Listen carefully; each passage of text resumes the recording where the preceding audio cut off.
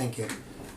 I've had a number of people contact me and ask me why I make the claim that psychiatry isn't a science. And the answer to that's really quite simple.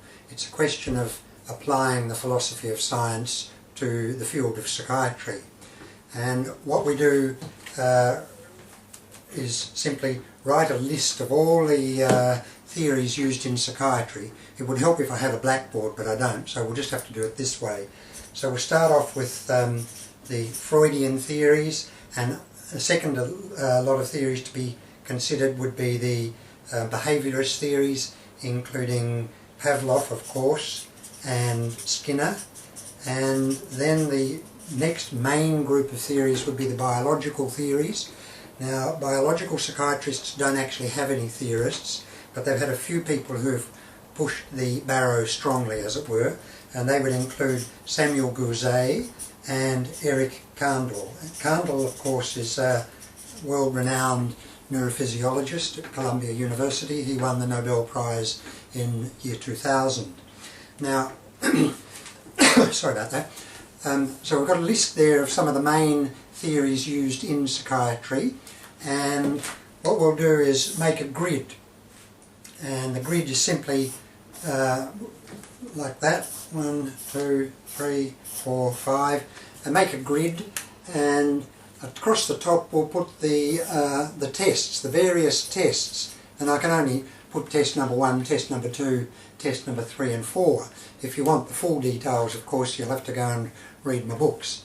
But these tests have all been standardised, they're part of the canon of the philosophy of science, and there's a broad measure of agreement as to what constitutes a scientific theory.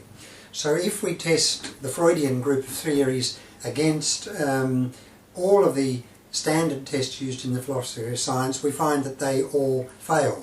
So they'll get crosses in each of those little boxes. So the Freudian theories get scrubbed right from the beginning. If we go down to the second group of theories, the behaviourist, they may pass test number 1, but then they'll fail test number 2. Maybe one of them passes test number 3, but Skinner will say he fails. Excuse me, he fails test number 3, and so on.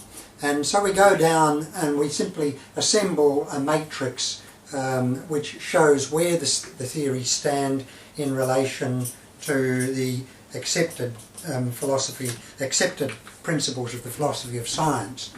And when you have a grid looking something like this, where not one of the theories passes every test put to it, then we're justified in saying that psychiatry has no rational basis in science, and psychiatry itself is therefore no better than a proto-science. So really that's all there is to it. It's quite a simple procedure. The value of this is that I didn't actually devise any of the tests. That was all done a long time ago, and there's continuing debate, of course, but the broad principles are clearly understood, and I don't think any person in the world who is prepared to look objectively would say that psychiatry has an adequate theoretical basis.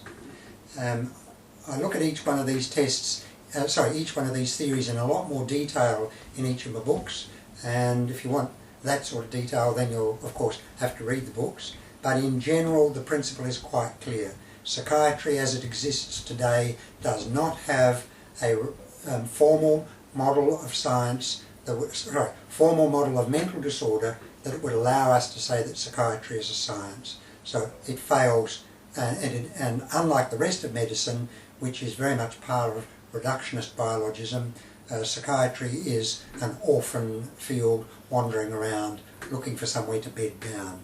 Thank you.